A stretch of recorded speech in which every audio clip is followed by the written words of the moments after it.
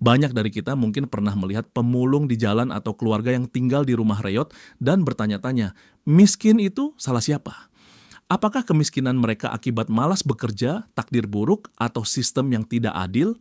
Pertanyaan ini sering menggoda pikiran dan memancing perdebatan sengit. Sebagian orang cepat menjawab, ya salah mereka sendirilah, pasti malas atau tidak mau berusaha. Namun, benarkah sesederhana itu? Beralih sejenak, mari lihat gambaran lebih luas. Di Indonesia, jurang kaya dan miskin begitu lebar. Menurut laporan Oxfam, total kekayaan 4 orang terkaya di negeri ini tercatat sekitar 25 miliar dolar AS, setara dengan gabungan kekayaan 100 juta orang termiskin.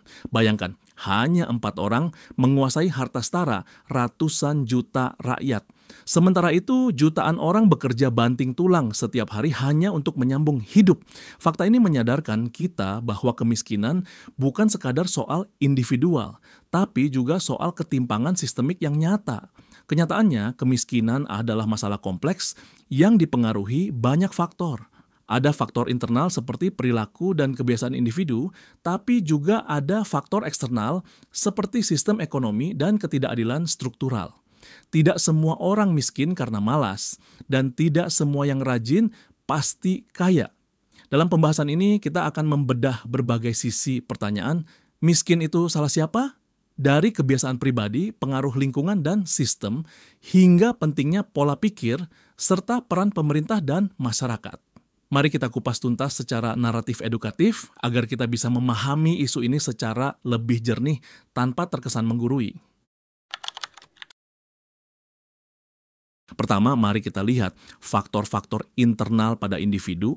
Memang perilaku dan kebiasaan seseorang bisa berkontribusi pada kondisi ekonominya.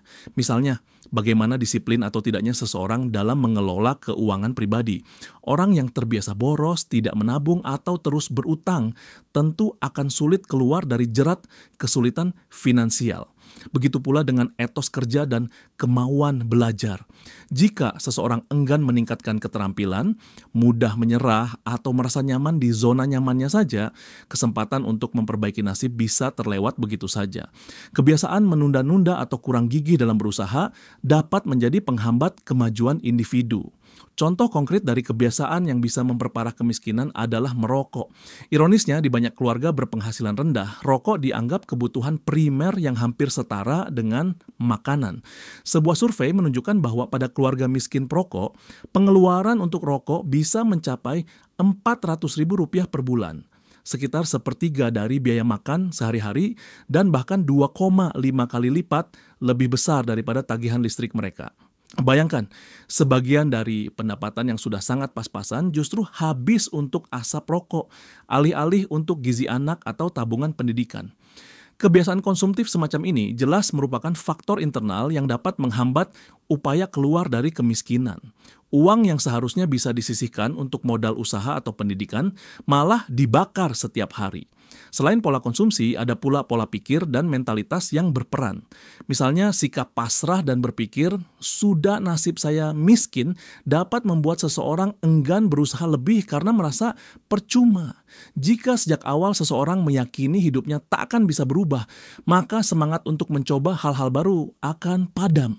Ada juga yang terjebak pada keinginan instan, ingin cepat kaya tanpa proses, sehingga mudah tergoda berjudi atau ikut investasi bodong yang akhirnya malah memperparah kondisi ekonomi.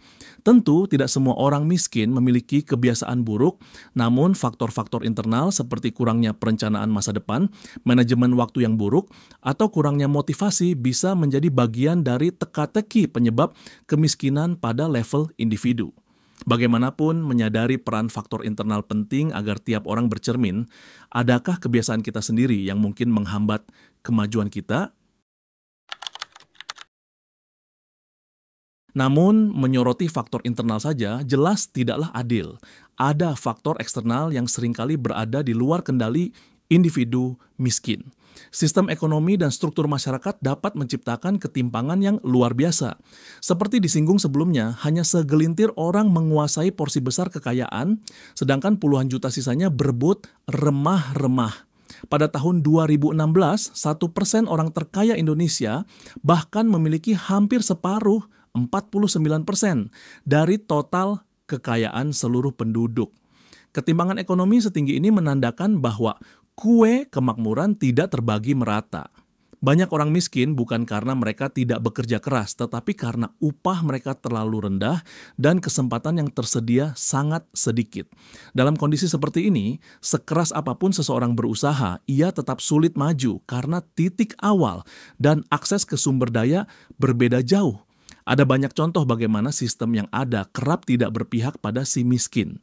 Akses pendidikan dan kesehatan yang tidak merata, misalnya, membuat peluang sukses jadi timpang.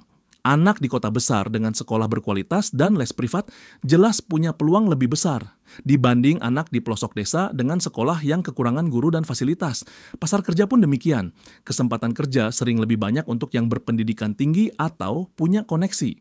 Sementara itu, struktur upah di sektor informal dan pedesaan seringkali tidak cukup untuk mengangkat pekerjanya dari kemiskinan. Oxfam pernah memperingatkan bahwa jika ketidaksetaraan ini dibiarkan, akan jauh lebih sulit mengurangi kemiskinan. Artinya, tanpa perubahan sistemik, individu yang berjuang keras bagaikan berlari di atas treadmill, banyak bergerak, tapi sulit maju karena aturan mainnya tidak adil. Faktor eksternal lainnya mencakup kebijakan dan politik yang menciptakan ketimpangan struktural.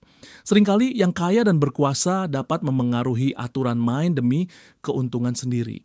Tak heran jika 10% orang terkaya menguasai sekitar 75% kekayaan nasional, sebagian besar diraih karena kedekatan dengan kekuasaan dan akses istimewa. Di sisi lain, program bantuan untuk kaum miskin terkadang belum efektif atau tidak menjangkau semua yang membutuhkan. Belum semua daerah terjangkau infrastruktur memadai, listrik, jalan hingga internet yang vital bagi peningkatan ekonomi lebih banyak tersedia di wilayah perkotaan ketimbang pelosok desa. Sistem perpajakan pun kerap gagal memainkan peran dalam mendistribusikan kekayaan sehingga dana publik untuk layanan seperti pendidikan dan kesehatan jauh dari potensinya. Contoh-contoh ini menunjukkan bagaimana lingkungan sosial ekonomi yang timpang dapat membuat orang miskin seolah berjuang mendaki bukit licin, setiap langkah maju terasa berat karena struktur di sekitarnya tidak mendukung. Jadi jelas bahwa kemiskinan tidak lepas dari masalah sistemik yang harus dibenahi bersama-sama. Seringkali ada anggapan simpel di masyarakat. Orang miskin itu pasti malas dan orang kaya pasti rajin. Padahal kenyataan tidak sesederhana itu. Tidak semua orang miskin malas dan tidak semua orang sukses bekerja paling keras. Kaitan antara kemiskinan dan kemalasan tidaklah mutlak. Menurut Profesor Dr. Bagong Suyanto, pakar sosiologi dari Universitas Airlangga, miskin dan malas tidaklah berhubungan. Kemiskinan lebih dipengaruhi faktor-faktor yang sifatnya struktural daripada faktor kultural atau pribadi. Artinya, banyak orang miskin bukan karena mereka kurang giat, tapi karena terhalang keadaan. Pandangan ini menantang stereotip umum dan mengajak kita melihat realita dengan lebih objektif. Mari tengok di sekitar kita.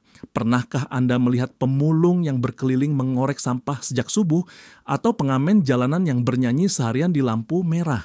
Mereka bekerja di bawah terik matahari tanpa kepastian pendapatan demi beberapa lembar rupiah.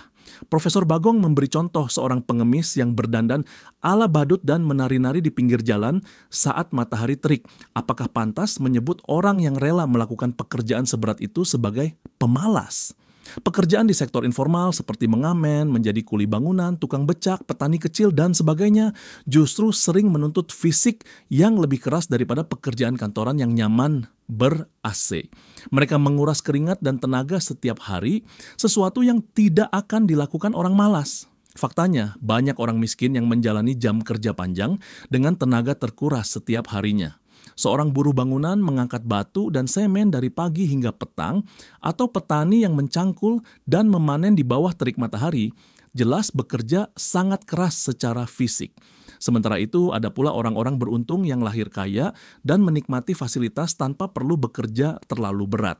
Misalnya hidup dari hasil bisnis keluarga atau warisan. Ini bukan untuk membalik stigma secara terbalik, melainkan menunjukkan realita bahwa kemiskinan tidak bisa serta-merta dijelaskan dengan kurang kerja keras.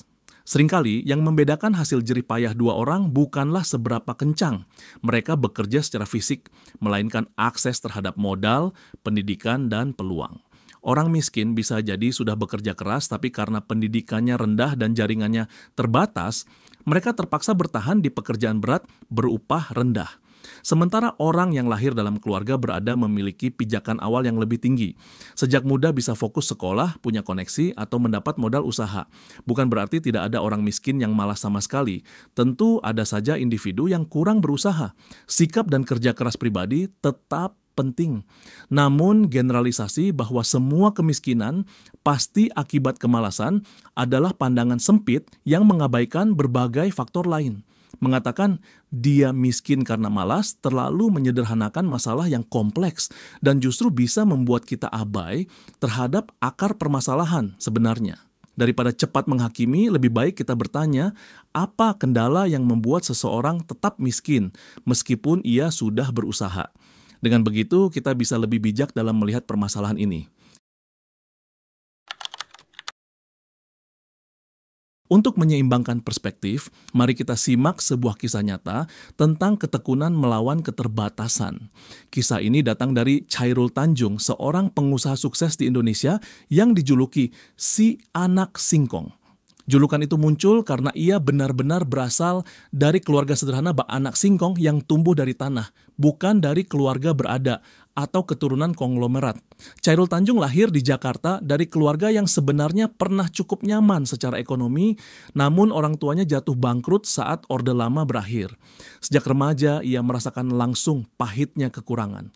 Tinggal serumah bersempit-sempit dengan banyak saudara dan terbiasa membantu orang tua untuk mencukupi kebutuhan harian. Saat tiba waktunya kuliah, tantangan ekonomi semakin terasa. Chairul berhasil masuk Fakultas Kedokteran Gigi di Universitas Indonesia, namun pada tahun pertamanya keluarga tidak sanggup lagi membayar biaya kuliahnya. Alih-alih menyerah atau cuti kuliah, Chairul muda memutar otak mencari penghasilan sendiri demi melanjutkan pendidikan. Ia mulai berjualan buku-buku kuliah dan membuka jasa fotokopi di kampus untuk memenuhi kebutuhan hariannya. Setiap hari selepas jam kuliah, dia menghabiskan waktu mengelola usaha kecil-kecilan itu. Bayangkan di saat mahasiswa lain fokus belajar atau bersantai, ia harus membagi waktu antara memahami materi kuliah dan mencari nafkah agar tetap bisa bersekolah. Pengorbanan ini menunjukkan betapa tekadnya kuat. Ia yakin pendidikan adalah jalan untuk mengubah nasib, walau kondisi ekonomi keluarga terbatas. Tak hanya berdagang buku dan jasa fotokopi, Chairul juga mencoba peruntungan membuka toko peralatan kedokteran dan laboratorium bersama rekannya. Sayangnya, usaha tersebut bangkrut tak lama setelah berdiri. Bisa dibayangkan kekecewaannya saat itu sudah jatuh tertimpa tangga. Di usia masih muda, ia sudah merasakan pahitnya kegagalan bisnis dan kehilangan modal. Namun, kegagalan itu tidak membuatnya berhenti. Chairul justru belajar dari kesalahan dan terus mencoba lagi. Ia mengakui bahwa ketika mulai berbisnis, posisinya bukan siapa-siapa, tidak punya modal besar, tidak punya jaringan luas, dan minim pengalaman. Semua keterbatasan itu ia jadikan tantangan nyata yang harus ditaklukkan dengan kerja lebih keras dan inovasi. Sedikit demi sedikit ia membangun relasi, mencari investor, dan menemukan celah peluang baru. Perlahan tapi pasti, ketekunan Chairul Tanjung membuahkan hasil. Usaha demi usaha mulai membesar hingga akhirnya lahirlah Citicorp, sebuah kerajaan bisnis yang kini menaungi bank, Bank Mega, jaringan media, Trans TV, Trans 7, bisnis retail, Carrefour yang diakuisisi menjadi Transmart, taman bermain, dan lain sebagainya. Kini Chairul Tanjung masuk dalam jajaran orang terkaya di Indonesia dengan kekayaan miliaran dolar. Tentu tidak semua orang akan menjadi miliuner seperti beliau, dan perlu diakui bahwa kesuksesan Chairul juga didukung situasi ekonomi yang membaik di era ia merintis usaha. Namun kisah si anak singkong ini memberikan inspirasi bahwa dengan tekad kuat, kerja keras, kreativitas, dan sedikit keberuntungan, seseorang dari latar belakang miskin pun dapat bangkit menjadi sukses. Pesan moralnya, kemiskinan bukan vonis seumur hidup. Selama ada peluang yang diiringi usaha pantang menyerah, perubahan nasib bisa terjadi. Dari Chairul kita belajar bahwa meski jalan dari nol itu berat, hasil tidak akan mengkhianati proses. Di sisi lain, kisah spektakuler seperti Chairul Tanjung adalah pengecualian yang memerlukan kombinasi ketekunan dan peluang. Kenyataannya, ada jutaan orang miskin lain yang tetap terperangkap dalam kemiskinan dari generasi ke generasi. Disinilah konsep privilege dan lingkaran kemiskinan perlu kita pahami. Privilege bisa diartikan sebagai keistimewaan atau start awal yang lebih menguntungkan yang dimiliki seseorang sejak lahir atau sejak dini tanpa usahanya sendiri. Contohnya, anak yang lahir di keluarga mampu punya akses ke pendidikan terbaik, gizi cukup, lingkungan yang aman dan mendukung, serta jaringan relasi orang tua yang luas. Ia bisa fokus belajar tanpa perlu cemas perut kosong. Sebaliknya, anak yang lahir di keluarga miskin mungkin sejak kecil sudah menghadapi gizi kurang, fasilitas pendidikan minim, harus membantu orang tua bekerja, dan nyaris tidak punya koneksi. Mereka tidak memulai dari garis start yang sama dengan anak dari keluarga berada. Fenomena lingkaran kemiskinan, poverty cycle, ini nyata adanya. Sebuah penelitian di Indonesia pada tahun 2019 mengungkapkan bahwa anak-anak dari keluarga miskin ketika dewasa cenderung tetap berada dalam kondisi miskin. Artinya, kemiskinan menurun dari orang tua ke anak seperti warisan tak kasat mata. Mengapa demikian? Seperti dijelaskan Profesor Bagong Suyanto, keluarga miskin umumnya tak memiliki modal ekonomi yang cukup dan tidak bisa menyekolahkan anak dengan baik, sehingga ujung-ujungnya sang anak kembali hidup miskin saat dewasa. Peluang mereka untuk naik kelas sangat kecil karena sejak awal tidak dibekali modal sosial dan ekonomi yang memadai. Ini menciptakan mata rantai kemiskinan yang sulit diputus. Orang tua miskin melahirkan anak-anak dengan akses terbatas yang kemudian tumbuh menjadi dewasa miskin pula dan seterusnya. Membebaskan diri dari lingkaran ini bukan perkara mudah karena faktor struktural sering tidak ramah terhadap kaum miskin. Banyak kebijakan pemerintah yang bersifat meritokratis, ibaratnya silakan berjuang sendiri. Bantuan mungkin ada, tapi terbatas, dan selanjutnya orang miskin dibiarkan bersaing di arena yang timpang. Padahal, untuk benar-benar memutus rantai kemiskinan, dibutuhkan dukungan ekstra. Akses pendidikan dan kesehatan gratis atau terjangkau, program pelatihan kerja, kredit usaha rakyat dengan bunga rendah, dan jaring pengaman sosial, semuanya diperlukan agar keluarga miskin punya kesempatan nyata memperbaiki nasib. Tanpa intervensi semacam itu, anak miskin harus bekerja jauh lebih keras hanya untuk mencapai posisi yang setara dengan anak orang berada yang punya segala fasilitas. Ibaratnya, satu pihak mendaki gunung dengan beban berat di pundak, sementara pihak lain menaiki eskalator. Usahanya beda jauh untuk mencapai ketinggian yang sama. Perlu digarisbawahi, memiliki privilege bukan berarti otomatis sukses, dan terlahir miskin bukan berarti pasti gagal. Namun, privilege memberikan bonus kesempatan dan buffer penyangga yang sangat membantu. Misalnya, anak dari keluarga kaya yang gagal dalam suatu usaha bisa bangkit lagi berkat suntikan modal atau jaringan orang tuanya. Sedangkan anak miskin yang usahanya gagal mungkin bangkrut total karena tak ada tabungan atau cadangan. Pemahaman tentang privilege dan lingkaran kemiskinan ini penting agar kita sadar bahwa orang yang terjebak kemiskinan seringkali bukan karena kurang usaha, melainkan karena mereka berlari di lintasan yang jauh lebih berat. Empati dan upaya kolektif diperlukan untuk memberikan titik pijak bagi mereka yang kurang beruntung agar bisa melompat keluar dari jerat kemiskinan. Bagi yang memiliki privilege, kesadaran ini seharusnya mendorong untuk tidak arogan atau apatis, melainkan turut membantu membuka jalan bagi orang lain. Selain faktor eksternal dan internal yang kasat mata, ada faktor mentalitas yang turut memengaruhi perjalanan hidup seseorang. Apakah ia melihat diri sebagai korban atau sebagai penggerak yang mengambil tanggung jawab? Mentalitas korban, victim mentality, adalah pola pikir di mana seseorang selalu merasa dirinya korban dari keadaan. Ciri-cirinya antara lain suka menyalahkan situasi atau orang lain atas kesulitannya, merasa dunia tidak adil padanya, dan menganggap nasib buruknya di luar kendali sepenuhnya. Pola pikir seperti ini bisa muncul pada siapa saja, tak peduli miskin atau kaya, dan kerap menjadi alasan untuk cuci tangan atau lepas tanggung jawab. Contohnya, mungkin kita pernah mendengar seseorang berujar, "Ya jelas aku begini, miskin, susah, sistemnya yang jelek, mana mungkin orang kecil bisa maju," sambil tidak melakukan apapun untuk mengubah keadaannya. Dengan mentalitas korban, seseorang cenderung pasif dan menunggu nasib berubah sendiri. Di sisi lain, ada mentalitas tanggung jawab atau mentalitas berdaya. Ini bukan tentang menyalahkan diri sendiri atas hal-hal buruk yang menimpa, melainkan tentang mengakui peran diri dalam memperbaiki keadaan. Seseorang dengan mentalitas tanggung jawab akan berpikir, keadaanku memang sulit dan banyak hal di luar kendaliku, tapi apa yang bisa aku upayakan untuk memperbaiki situasi? Alih-alih terus-menerus meratapi nasib, ia fokus pada langkah konkret yang dapat dilakukan. Misalnya, jika tidak punya pekerjaan, ia akan mencoba mencari tahu keterampilan apa yang bisa dipelajari atau pekerjaan apa yang bisa dicoba, ketimbang hanya menyalahkan ekonomi yang lesu. Pola pikir proaktif semacam ini membuat seseorang lebih tangguh dan kreatif dalam menghadapi tantangan. Ia tidak menunggu diselamatkan, meskipun tetap berharap ada bantuan, melainkan berusaha menolong dirinya sendiri terlebih dahulu semampunya. Tentu, penting untuk menyeimbangkan pandangan. Mengakui adanya ketidakadilan sistem tidak berarti kita lantas pasrah tanpa usaha. Sebaliknya, bermental tanggung jawab bukan berarti menafikan kesulitan struktural dan menyalahkan orang miskin sepenuhnya atas nasibnya. Kuncinya adalah menyadari keterbatasan eksternal, namun tetap menggali potensi internal. Mentalitas tanggung jawab dapat memberi kekuatan pada individu miskin untuk berjuang melampaui batas keadaan. Sementara di saat yang sama, masyarakat dan pemerintah bekerja memperbaiki struktur yang timpang.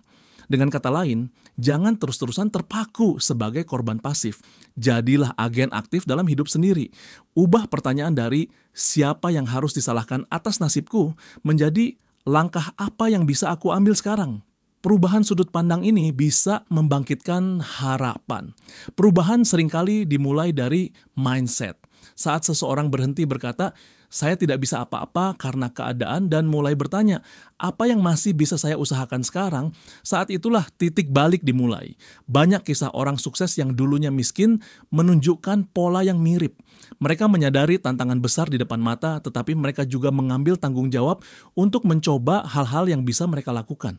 Mentalitas inilah yang mendorong aksi sekecil apapun langkah awalnya. Misalnya, mulai jualan kecil-kecilan, ikut kursus gratis, atau mendatangi tempat-tempat di mana peluang kerja terbuka.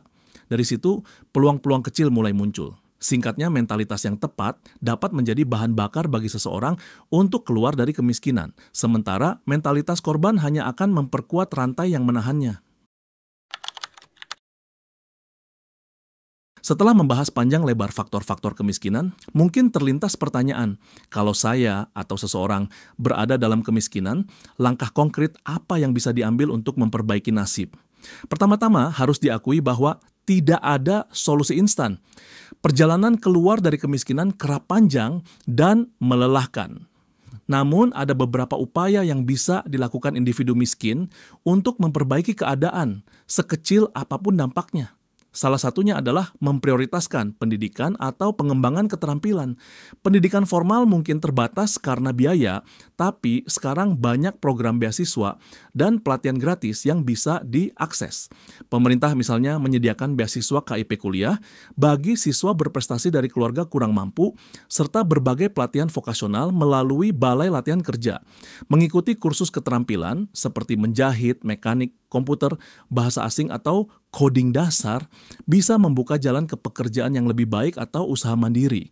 Intinya terus belajar dan meningkatkan kemampuan adalah investasi jangka panjang yang sangat berharga, karena ilmu pengetahuan ibarat modal tak terlihat yang dapat meningkatkan daya saing seseorang. Selain meningkatkan keterampilan, disiplin dalam keuangan pribadi adalah kunci penting. Meskipun pendapatan kecil, membiasakan diri menyisihkan tabungan walau sedikit akan sangat membantu di masa-masa sulit atau untuk modal di kemudian hari. Hindari utang konsumtif dengan bunga mencekik, seperti pinjaman online ilegal atau rentenir, yang justru bisa menjerumuskan lebih dalam. Kurangi pengeluaran untuk hal-hal yang tidak benar-benar mendesak. Misalnya, jika memiliki kebiasaan merokok atau jajan di luar setiap hari, cobalah dikurangi dan alihkan dananya untuk kebutuhan pokok atau ditabung. Seperti yang sudah dibahas, Pengeluaran rokok di keluarga miskin bisa sangat besar. Bayangkan jika uang itu dihemat dan dikumpulkan, dalam setahun bisa terkumpul jutaan rupiah yang dapat digunakan untuk usaha sampingan atau pendidikan anak. Langkah-langkah kecil seperti ini, bila konsisten dilakukan, akan menahan kebocoran ekonomi rumah tangga dan perlahan-lahan memperbaiki kondisi finansial. Jangan ragu pula untuk memanfaatkan program bantuan dan peluang dari luar. Pemerintah memiliki berbagai inisiatif sosial. Program Keluarga Harapan, PKH, memberikan bantuan tunai bersyarat bagi keluarga miskin dengan syarat anak bersekolah dan pemeriksaan kesehatan ibu hamil misalnya. Ada juga bantuan modal usaha kecil dan pelatihan kerja gratis dari Dinas Tenaga Kerja atau UMKM di banyak daerah. Rajin-rajinlah mencari informasi di kantor kelurahan, kecamatan, atau dinas sosial mengenai program-program ini. Selain itu, bergabung dengan komunitas atau organisasi bisa membuka jalan. Misalnya komunitas wirausaha lokal, koperasi, kelompok pemuda, organisasi keagamaan, hingga LSM sering mengadakan program pemberdayaan. Mulai dari kursus gratis, magang, hingga bantuan peralatan usaha. Lewat jaringan dan komunitas, kadang muncul kesempatan kerja atau bantuan yang tak terduga. Jadi, bangunlah relasi dan jangan segan bertanya atau meminta saran kepada pihak yang mungkin bisa membantu. Yang tak kalah penting adalah menjaga mental dan semangat. Kemiskinan seringkali membuat orang merasa tidak berdaya atau rendah diri. Penting untuk melawan perasaan ini dengan tetap memupuk harapan. Tetapkan target yang realistis namun berarti. Misalnya, target jangka pendek menabung Rp50.000 per minggu, target jangka menengah menyekolahkan anak sampai lulus SMK, atau target jangka panjang mengumpulkan modal untuk buka warung kelontong. Setiap kali target kecil tercapai, beri apresiasi pada diri sendiri, ini akan membangun kepercayaan diri. Ingatkan diri bahwa banyak orang telah berhasil meningkatkan taraf hidupnya sedikit demi sedikit melalui langkah-langkah kecil tapi konsisten. Ketekunan dan kesabaran sangat diperlukan. Mungkin hasilnya tidak akan langsung terlihat bulan depan atau tahun depan, tapi 5 atau 10 tahun lagi. Perubahan itu akan terasa. Selama perjalanan, jangan sungkan mencari dukungan emosional entah dari keluarga, teman, atau mentor. Dengan mental yang terjaga positif, individu yang hidup miskin dapat terus berjuang tanpa kehilangan harapan. Selain upaya individu, peran negara dan masyarakat luas tak kalah pentingnya dalam mengentaskan kemiskinan. Pemerintah memiliki tanggung jawab besar untuk menciptakan kondisi yang memungkinkan rakyatnya keluar dari kemiskinan. Pertama, dengan menyediakan akses pendidikan dan kesehatan yang terjangkau dan merata. Ini pondasi vital. Sekolah-sekolah di daerah terpencil perlu ditingkatkan kualitasnya. Kirim dan sebar guru-guru terbaik ke sana dengan insentif yang memadai. Sediakan beasiswa dan bantuan operasional sekolah agar anak-anak dari keluarga miskin tidak putus sekolah hanya karena biaya. Ketika setiap anak, apapun latar belakang ekonominya, bisa mendapatkan pendidikan bermutu, peluang memutus rantai kemiskinan akan jauh lebih besar. Begitu pula di sektor kesehatan, layanan kesehatan dasar yang gratis atau sangat murah bagi keluarga kurang mampu harus dijamin. Jangan sampai ada keluarga yang jatuh miskin lebih dalam karena harus membayar biaya rumah sakit yang mahal. Program seperti BPJS Kesehatan dan Kartu Indonesia Sehat harus benar-benar dioptimalkan untuk melindungi yang lemah. Kedua, pemerintah harus menjalankan kebijakan ekonomi yang berpihak pada pengurangan ketimpangan. Penciptaan lapangan kerja harus menjadi prioritas, terutama di kantong-kantong kemiskinan. Misalnya, membangun proyek infrastruktur dan padat karya di daerah tertinggal yang dapat menyerap tenaga kerja lokal. Memberikan pendampingan dan kemudahan bagi UMKM, usaha mikro, kecil, menengah, untuk tumbuh, karena sektor inilah yang banyak menampung tenaga kerja tidak terampil. Reformasi agraria atau program pertanahan yang memberi lahan garapan bagi petani kecil juga bisa meningkatkan kesejahteraan di desa. Selain itu, sistem pajak perlu dibuat lebih progresif dan adil, sehingga yang kaya berkontribusi lebih besar untuk subsidi silang membantu yang miskin. Dana pajak tersebut semestinya dialokasikan untuk memperluas jaring pengaman sosial dan meningkatkan layanan publik. Penegakan hukum yang tegas terhadap korupsi juga krusial. Kebocoran anggaran akibat korupsi berarti berkurangnya jatah untuk rakyat yang membutuhkan. Lembaga seperti Oxfam merekomendasikan pemerintah Indonesia mengambil langkah nyata mempersempit kesenjangan ekonomi. Karena dengan memperkecil jurang kaya miskin, jutaan orang bisa terangkat dari kemiskinan dan pertumbuhan ekonomi pun lebih berkeadilan. Intinya, tanpa intervensi kebijakan yang tepat, sulit berharap masalah ini selesai dengan sendirinya. Tugas negara adalah memastikan bahwa sistem memberi kesempatan yang lebih adil bagi semua warga, bukan hanya yang kuat dan beruntung. Selain pemerintah, masyarakat secara luas juga memiliki peran. Pertama, kita perlu mengubah cara pandang dan sikap terhadap kemiskinan. Stigma bahwa orang miskin pasti malas atau bodoh harus dihilangkan.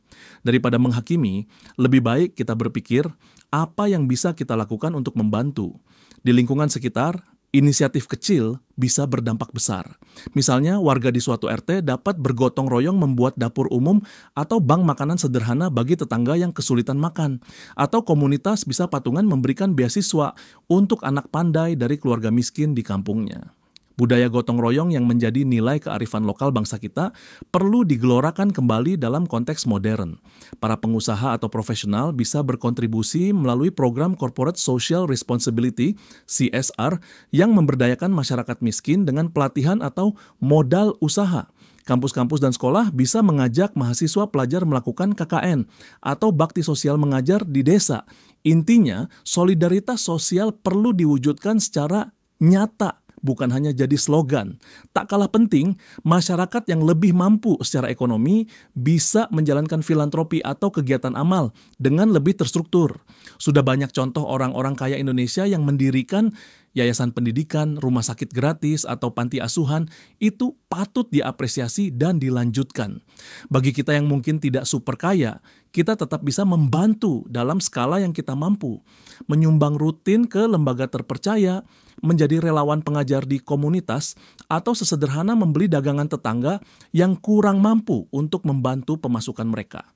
Bahkan hal kecil seperti memberikan informasi lowongan pekerjaan kepada kenalan yang membutuhkan atau mentor gratis untuk anak kurang mampu bisa menjadi bagian puzzle solusi. Tugas masyarakat adalah tidak menutup mata. Kemiskinan di sekitar kita bukan hanya urusan individu tersebut atau pemerintah, melainkan tanggung jawab moral kita juga. Dengan saling peduli, beban seberat apapun akan terasa lebih ringan. Jadi, miskin itu salah siapa? Setelah segala pemaparan ini, kita dapat melihat bahwa tidak ada jawaban tunggal yang sederhana. Kemiskinan adalah hasil dari jalinan kompleks antara faktor internal dan eksternal. Ada aspek tanggung jawab pribadi di sana, tapi ada pula pengaruh kuat dari lingkungan, kesempatan, dan kebijakan. Bukan sepenuhnya salah individu, tapi juga bukan semata-mata salah sistem tanpa keterlibatan pribadi. Daripada terjebak dalam saling menyalahkan, lebih baik kita fokus pada pertanyaan apa yang bisa kita perbuat untuk mengurangi kemiskinan. Setiap orang di posisinya masing-masing punya peran untuk membantu memecahkan masalah ini. Mari kita renungkan diri kita. Mungkin di antara penonton ada yang lahir dari keluarga pas-pasan, ada yang pernah merasakan perut kosong padahal sudah bekerja keras, atau ada juga yang hidupnya berkecukupan tapi peduli pada nasib sesama. Apapun posisi kita, empati dan pemahaman adalah langkah awal yang penting. Jika selama ini kita tanpa sadar berpikir negatif tentang orang miskin, sekarang saatnya mengubah sudut pandang itu. Setiap orang punya latar belakang dan perjuangan yang mungkin tidak kita ketahui. Daripada berujar, salah sendiri dia miskin, lebih baik kita bertanya tantangan apa yang dia hadapi dan bagaimana kita bisa berkontribusi membantu mengatasinya. Sedikit empati dapat mengubah cara kita bersikap terhadap sesama. Bagi yang saat ini berjuang dalam kemiskinan, percayalah bahwa Anda tidak sendirian. Selalu ada jalan dan selalu ada orang-orang baik di sekitar, bahkan orang asing sekalipun, yang bersedia membantu walau bantuan itu terkadang perlu dicari dan diupayakan. Di akhir pembahasan ini, saya ingin mengajak kita semua untuk mengambil tindakan nyata sekecil apapun. Jika Anda seorang pelajar atau mahasiswa, mulailah peduli pada isu ketimpangan di sekitar. Bisa dimulai dengan hal sederhana, menjadi relawan mengajar anak-anak kurang mampu di lingkungan sendiri atau menyumbangkan buku-buku bekas ke taman bacaan di desa. Jika Anda seorang pekerja profesional atau pengusaha, pikirkan kebijakan atau langkah di tempat kerja Anda yang bisa membantu yang kurang beruntung, misalnya merekrut dari komunitas terpinggirkan, atau mengadakan pelatihan keterampilan. Bagi para pemangku kebijakan, buatlah program yang benar-benar menyentuh akar persoalan, pendidikan, kesehatan, lapangan kerja.